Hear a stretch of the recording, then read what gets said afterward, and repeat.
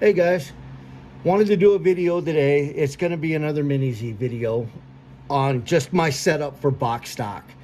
I'm sorry I haven't been able to put up any videos in a bit. I've been really busy with work and with some family stuff this month. And then I went to do a video and I got a GoPro that keeps overheating. So it's a combination of things. So now I'm having to do my videos from my phone, and then it takes me longer to upload them because it's an Apple phone and it doesn't want to work with YouTube and all that fun stuff. So it is what it is. But I wanted to go over this because I just built a new box stock. So I want to go over it from front to back on what I did with it, because this may help some of you guys that are new to Mini Z with what you can do as far as tuning wise on this car. Because I actually had a comment on one of the other videos that running cars with AAA batteries were for little kids. And I beg to differ with that. If you've never owned a Mini Z, a lot of people don't realize that these cars are extremely competitive and extremely fast. So anyway, what I did on this box stock car is we'll start at the back. The first thing you need to do, and I know everybody says this in every one of their videos, is that you need to change the tires. So the tires that come on the ready to run kits through Kyosho are way too stiff. You'll never get those tires to do anything on a track. So what I run tire wise is for box stock, I run PN Radial Super Softs on the back and PN Slick Super Soft Slicks on the front. And it hooks up. I've run this car both on carpet and on RCP, and it hooks up the same either way. So this car has been a great car. On the gear diff, what I do, you don't necessarily have to do this, but if you're trying to tune it a little bit better, it may help. I'm running 30,000 weight Kyosho diff grease in the rear diff, and it is running the factory diff with the 9-tooth pinion. As far as the shock goes, I leave that alone. The stock spring and everything seems to be okay. I know they do make a softer spring. I have not tried that, so I don't know if it would make it a little bit better or not, but the car gets plenty of traction the way it is. Motor wise, I'm running the Kyosho X-Speed motor. I was running for a while the PN 70 turn, and I'm not a fan of it, but that's just my opinion. I think it has too much actual braking when you let off the throttle, and I'm the type of driver I am. I like to roll through the corners and then get back on the throttle, so that the Kyosho motors work better for me. So on my box stock cars, I actually have 3 box stock cars. So I've got this one, I've got another regular Kyosho box stock, and then I've got what they call a Rocky Mountain box stock. The other 2 cars I have right now are running the Silver Can Kyosho motor, only because the rules don't allow for me to run this X-Speed motor. I wish they would, because this motor is so much superior to the PN 70 turn and the stock can motor. But I understand why they're not allowing you to run this motor, because the PN is a 70 turn and the Silver Can that comes with the Kyosho cars is a 70 turn, and this is a 50 turn motor, so it is quite a bit faster. So that's the back end of the car and what's been done there. On the front end, like it says, other than the slick tires, I've got the yellow springs in the front to just give it a little bit tighter suspension. I did the kingpin flip on the front end, so the kingpins are now facing down. And if you guys do this on your local track, you need to check with them, because like the carpet track and the RCP track that I run at here local, as long as also with the one in my garage, you need to cut the pins down if you do the kingpin flip, so they're not sticking out the bottom, because they will tear up an RCP track, or they will tear a hole in the carpet. If they're rubbing up when you going through corners, stuff like that, they will start to wear and tear on the track, and the track owners don't like that because the tracks are so expensive. So other than the Silver Springs, one of the things, I'm going to try to prop this car up. One of the things that I don't know of, a lot of you guys know you can do with these cars, is you can put spacers in here on the front ends to adjust your ride height on the car. It will naturally give you just a tiny bit more of camber. It just depends on what you want to do with the car.